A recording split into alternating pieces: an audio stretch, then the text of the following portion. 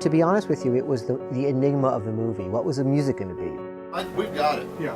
I looked to John Debney to really step in and partner with me and try to figure out what that was. My job was to try to get the essence of this guy and then try to crystallize that into the different musical iterations of what his life was. And that's what I tried to do with the score.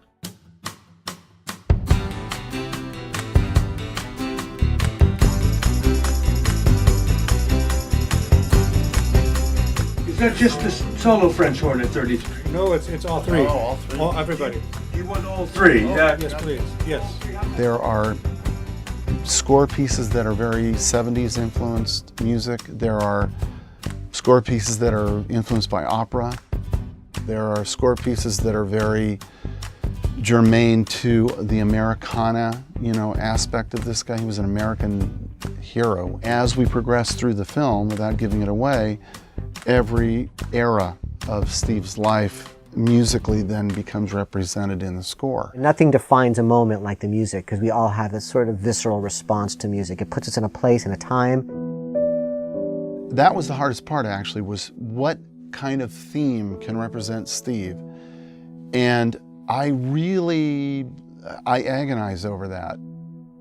What came out, rightly or wrongly, was a theme that was a sort of complex theme. It's not a sweet theme necessarily. It's sort of, my goal, I guess, if I were to describe it, was to create a theme that had nobility to it.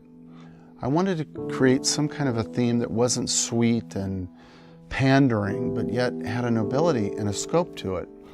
And that's really what sort of came out, was this theme that it starts in the cellos early on, and then it morphs into the high strings later, and then it goes into the guitar, and it goes into the piano.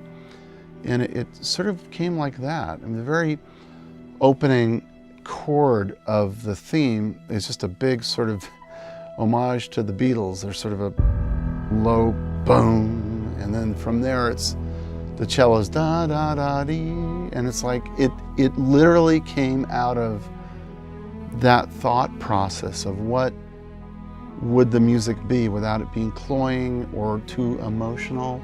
Because that wasn't Steve, by the way. Steve was, in my humble opinion, Steve was not an overtly emotional guy, and yet he was deeply passionate and emotional. So it was very difficult musically, but I'm hoping that people will like what I did.